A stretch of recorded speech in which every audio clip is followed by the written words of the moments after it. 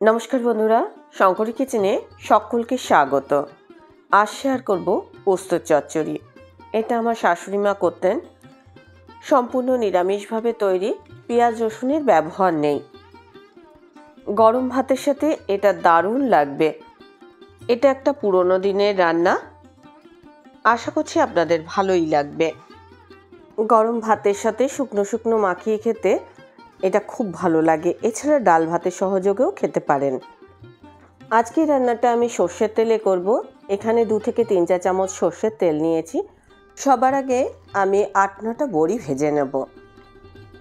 আজকের রেসিপিটা দেখার পর আপনাদের যদি ভালো লাগে তাহলে অবশ্যই একটা লাইক, শেয়ার ও কমেন্ট করবেন। বেল আইকন সমেত আমার চ্যানেলটা সাবস্ক্রাইব করে আমার পাশে থাকবেন।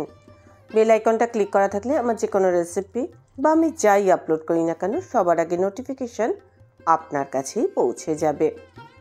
দেখুন বড়িগুলো লাল লাল করে ভাজা হয়ে গেছে। মিডিয়াম টু লো ফ্লেমে বড়িগুলো আমি ভেজে নিয়েছি। এখন বড়িগুলো আমি অন্য একটা পাত্রে তুলে রেখে দেবো। আর এই বড়ি ভাজার তেলেতেই রান্নাটা করব।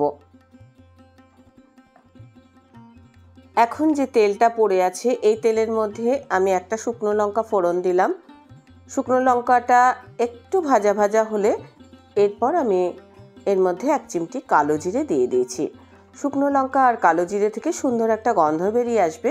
তারপর আমি মিডিয়াম সাইজের 2টো আলু আমি দিয়ে দিলাম। আলুগুলো ছোট ছোট ডুমো করে কেটে নিয়েছি।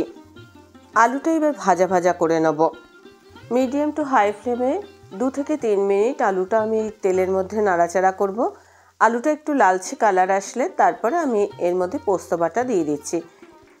এখানে 2 টেবিল চামচ মতো পোস্ত বাটা আছে। পোস্ত বাটাটাও আমি আলুর সাথে খুব ভালো করে ভাজা ভাজা করে নেব, যাতে পোস্তর থেকে খুব সুন্দর একটা গন্ধ বেরিয়ে আসে। মিডিয়াম টু লো ফ্লেমে আমি পোস্তটা ভাজা ভাজা করে নিয়েছি।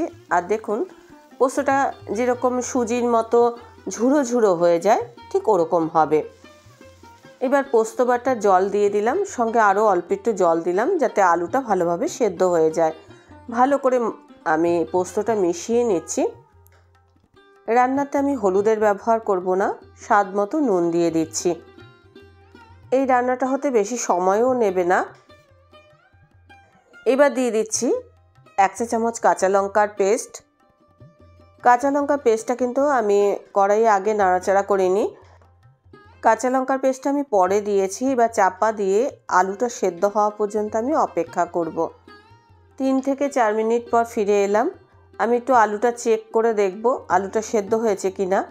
আলুটা সেদ্ধ হয়ে গেছে আর পোস্তরও কিন্তু এখন জল রয়েছে। এই রকম অবস্থাতে আমি এখন বড়ি ভাজাটা দিয়ে দিচ্ছি। বড়ি কিছুটা এই যে পোস্তর ঝোলটা সেটা অ্যাবজর্ব করে নেবে।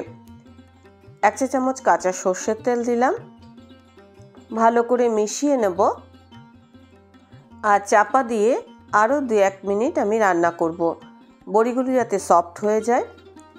দেখুন এখন একদম ঝোল নেই আর বড়িগুলো কিন্তু সফট হয়ে গেছে। এটা যেহেতু পোস্তর চচ্চড়ি তাই এটা শুকনো শুকনোই হবে, সঙ্গে বড়িও থাকবে। একেবারে রেডি হয়ে গেল পোস্তর চচ্চড়ি। শুকনো শুকনো গরম ভাতে মাখিয়ে খেতে পারেন, আবার ডাল সহযোগেও খেতে পারেন। এই রেসিপিটা স্পেশালি ভাতের সাথেই বেশি ভালো লাগবে, তবে রুটির সাথেও খেতে পারেন। রেসিপিটা ভালো লাগলে অবশ্যই একটা লাইক দেবেন, প্রচুর প্রচুর শেয়ার করবেন। আমার চ্যানেলটা ভালো লাগলে অবশ্যই সাবস্ক্রাইব করে নেবেন। আজকের রেসিপি এই পর্যন্ত। দেখা হবে নতুন কোনো রেসিপি নিয়ে নতুন কোনো এপিসোডে। এতক্ষণ আমার সঙ্গে থাকার জন্য অনেক অনেক ধন্যবাদ।